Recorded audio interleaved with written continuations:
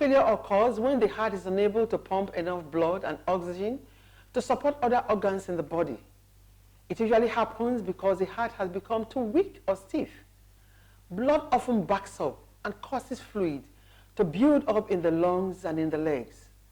The fluid build up can cause shortness of breath and swelling of the legs and feet.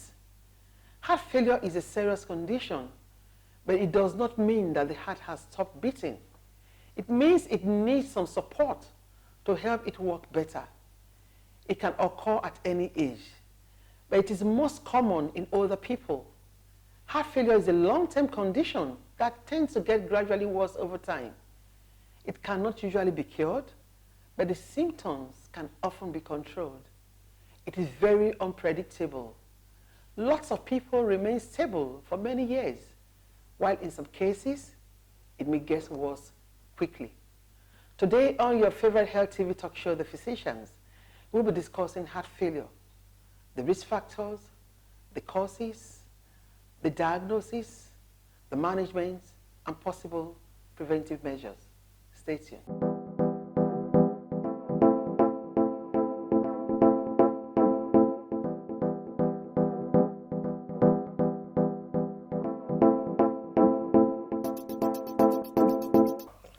I welcome you to another very interesting episode of The Physicians, where your health is always our business. My name is Dr. Martina Agbere, your regular anchor on this program. And of course, I'm not alone. I'm always with my very, very intelligent, beautiful, cerebral, and of course, we call her the celebrity shrink. No other person than Doctor. I'm Dr. Memuna Yusuf Kadri. Welcome to your favorite health TV talk show, The Physicians, where your health is our business. And will always remain our business. Yes. Yeah, you're laughing because I said celebrity shrink. I just actually, I wonder how you're able to cope with these, your friends, the celebrities that you manage in your facility, okay? Because we're talking about heart failure. Mm-hmm. I'm just wondering how you have been able to cope with this. Okay, now talking about heart failure. Yeah. Have you been able to, have you managed some patients? Yeah, with I would them? say in my housemanship days, because after then I went to do psychiatry, so yes, that was it. But the only way these days I get in touch with people with cardiac issues, because it's highly linked to our mental health, right? Panic attacks, and somebody's feeling as if he's about to die, and then I say, no, I think you need to go and see Dr. Kadri, because this is not a heart attack, this is a panic attack. So I get to review some. And the thing about the word heart failure is that it's not, the heart is not completely failed. It's just that it needs support, to pump more blood into the system. Okay, so I like the fact that you said that. You know why I'm laughing? Because people sort of use the word heart failure when they suffer a setback, a disappointment in their personal lives. When they, for a heartbreak, when they have a heartbreak, they say, my heart has failed. And I think I have a heart failure. Word, yes, such a great word for such a thing. But then I'm very happy that we'll be talking about heart failure with respect to the heart condition itself. Why will people have heart failures? In the first place. In the first place. What is responsible? Is it what can be managed? Is it as a result of our lifestyles? Very important. Yes, we need to our know. Lifestyle yes, is very key. So, but of course, the consequences, the presentation, we'll talk more about that one, because in the rural communities, when people have heart failures, when they see the challenges, the symptoms, some people will say the person probably passed over an enemy's camp because of the swelling of the feet. Okay. No one is spiritual attack, village people, but we have an expert in the studio that so we're going to talk more about the heart failure. Don't watch The Physicians alone. If you are sitting alone, you are doing a lot of disservice to your friends and your family members. Call them, tell them that The Physicians were on, so that you can listen to what we have to say. Every day and in every way, enjoy that I find support. No matter the role you play, nutrient pack supplements for you and me. In your body, that I fight you. Darabite Nutritional Supplement is loaded with essential multivitamins, minerals, and natural ingredients that helps you to be at your best. Darabite from LB Pharma. Darvite, love yourself. Welcome back to your favorite health TV talk show, The Physicians, where your health is our business. Like I said much earlier, we're discussing heart failure, and in the studio with me is our guest. He is a consultant cardiologist. He's Dr. BAMIKOLE NIYI. Doctor, you're welcome to our program. Thank you very much. I just love your smile. It's a pleasure to be here. Thank you. Well, cardiologist, the one that takes care of the heart. I can imagine all that is on your mind, how you manage. Well, today we'll be talking about heart failure. And for the purpose of our audience, you know, we take care of a whole lot of people. So they are all watching now. Let's first of all understand, what is heart failure? Heart failure, it's the hope of cardiologists, because every disease condition of the heart, if not properly managed or eventually, may result in heart failure. And when we talk about heart failure, we're talking about inability of the heart to pump blood, or failure to pump blood in order to meet the metabolic demand or needs of the body generally. Talking about the tissue, talking about the organ, talking about the entire system. Or is doing this at a high filling pressure. I mean, the ability of the heart to relax is impaired, or is on the high level to fill in order to pump blood out. So the heart failure is really a big deal, especially when you're talking about patients with heart condition, because this can eventually lead to the death of the patient if not properly managed. And if you're talking about heart failure in our environment, it has various causes, but the commonest in this our environment is hypertensive heart disease, which stems from effect of hypertension on the heart.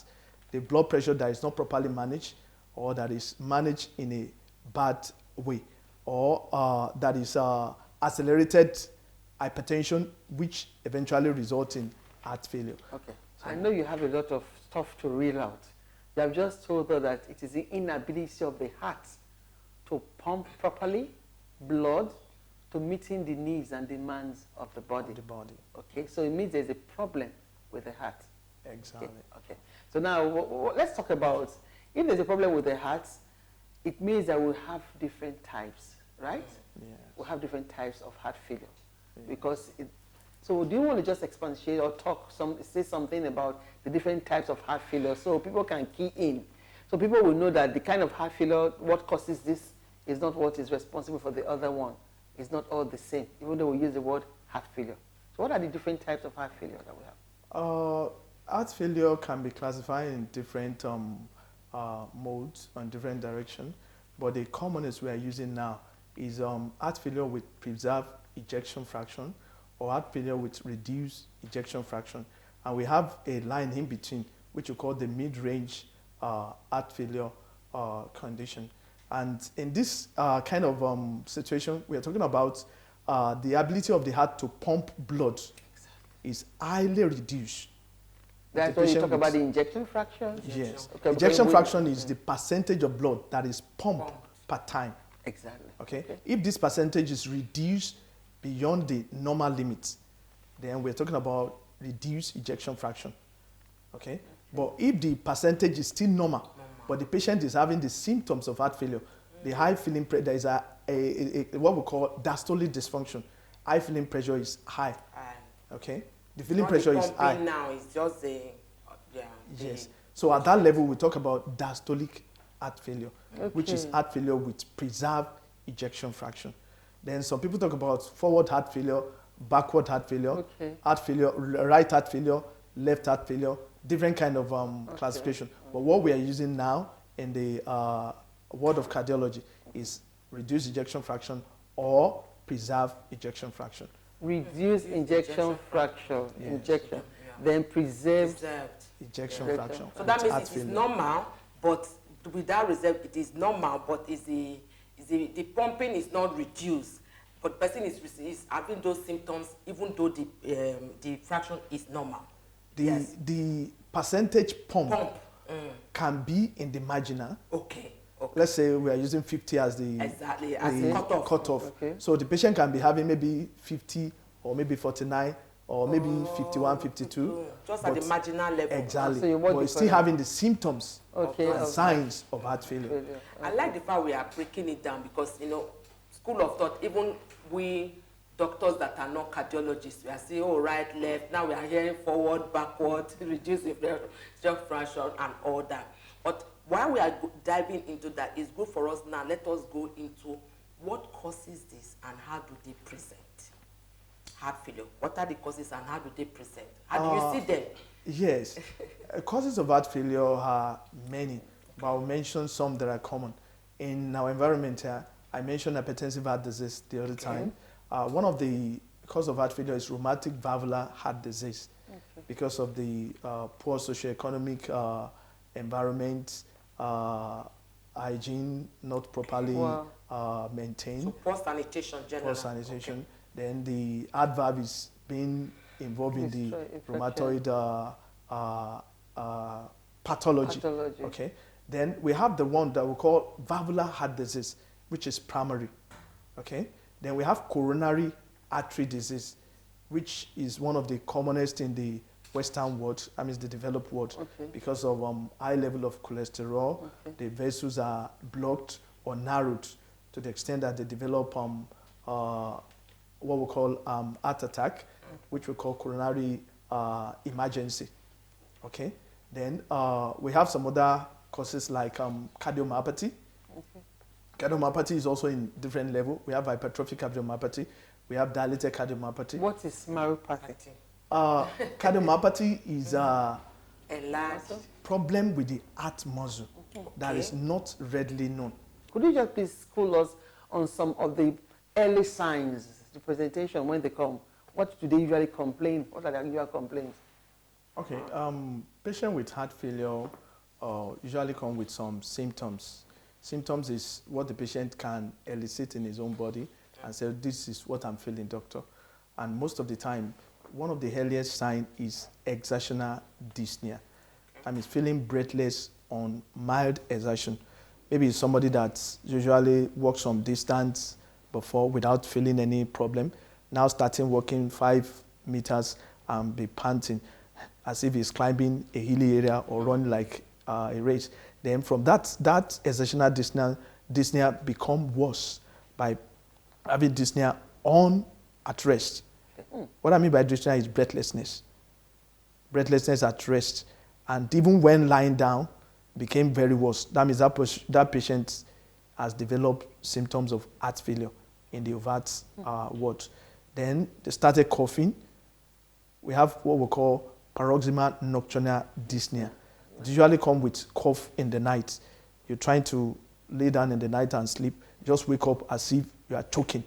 And you have to go to the window side to look for air and cough, cough, cough until you get better. That is PND. That is a very classical symptoms of heart failure. Okay? Then some cannot even lie down flat at night at all. They have to use like 3 or 4 pillows to lay down so that the fluid in the lungs or around the alveoli is already built up, so patient cannot lie down. They have to be coughing frequently. Then one of the symptoms patient can present with is leg swelling, which is bilateral. Pedal edema, which is bilateral and can be noticed on time as the heart failure is progressing, moving from the ankle to the legs and to the knees. And the heart failure is getting worsened. Okay. Then one of the things that patient also mentioned is that they are easily tired.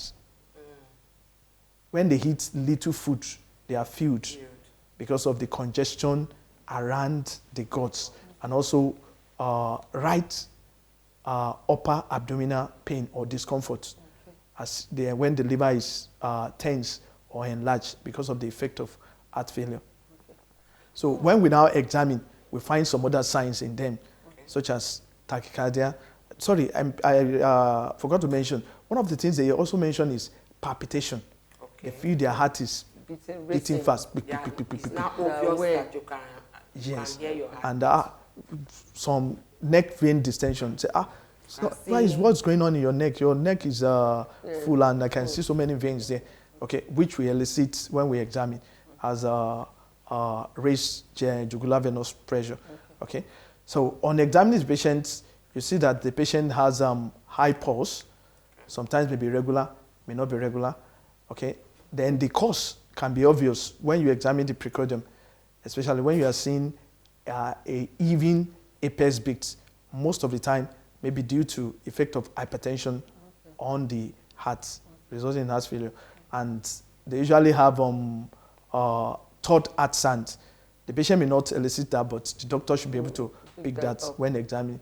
And also, listening to the lungs at the basis, you hear some crepitation, which is fine in nature.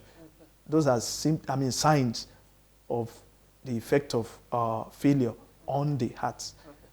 So, but before I let you, we're talking about the pedal edema, right? Yes. I want you to be able to let our audience, those watching now, because when you talk about the swelling of the feet up from the ankle to the knee, some people, when they sit for a long time, the feet also swell. Would you not say that those that have swollen feet as a result of sitting for a long time also have heart failure? So that yes, a distinction. Swollen feet can be caused by different pathology. Good.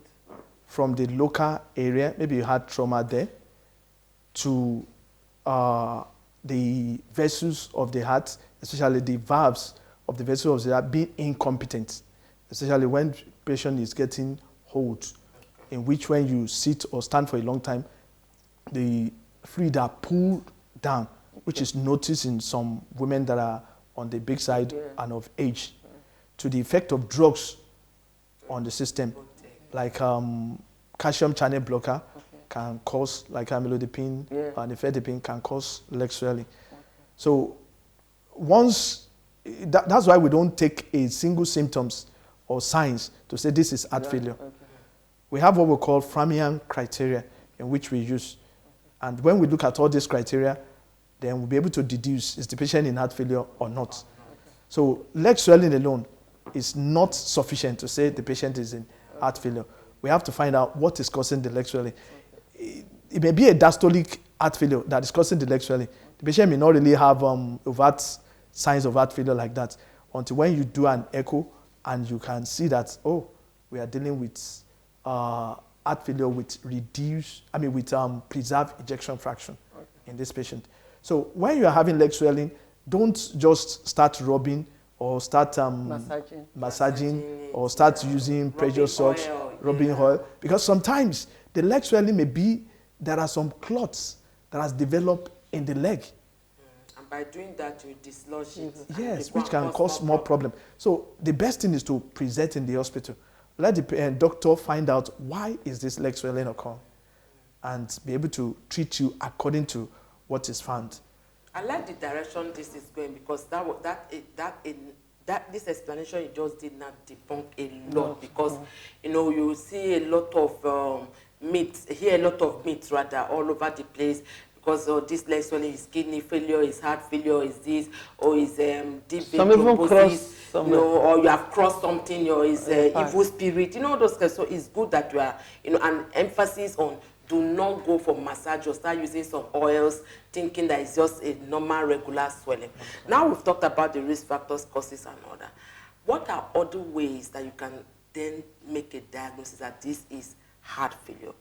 And what are the management practices? What I would advise is, once you are feeling these symptoms, present in the hospital. Don't go to the chemist. Don't go to the traditional healer. Don't go to where they will compound your situation. Because I've seen a patient that came for an echo in a facility. And when I look at the heart is badly damaged. Badly damaged. The ejection fraction was lower than 30%. The diastolic dysfunction was very, very bad. The ECG findings were totally disorganized. And what happened to the patient was being seen by a chemist. A chemist. And even I was surprised, it was the chemist that referred to go and do the echo. Just I was imagine. wondering, what would the What chemist will you do with What it? will What you do with after the you do with it? So it was that's where I met the patient and I started Okay. managing with his own volition and asking for help. So when a patient presented the hospital and we're able to elicit the signs and symptoms, we want to confirm our diagnosis or support our diagnosis with some equipment. One of the first things we do is an ECG. The ECG will not give us that, this is heart failure, but will tell us the complication that has been going on. Okay? Is the patient having arrhythmias? Is he having left ventricular hypertrophy? Is he having some other features of causes of heart failure? Okay? Then from there, we go ahead and do an echo, which will tell us, are we dealing with diastolic dysfunction or systolic heart failure? Or what are the other pathologies that are in the heart? Then one of the cardinal things that we can use in making diagnosis is checking cardiac BNP. Okay, BNP is specific and sensitive to heart failure. Okay, because there are some other things that can present in form of heart failure, but BNP can help us to rule this out.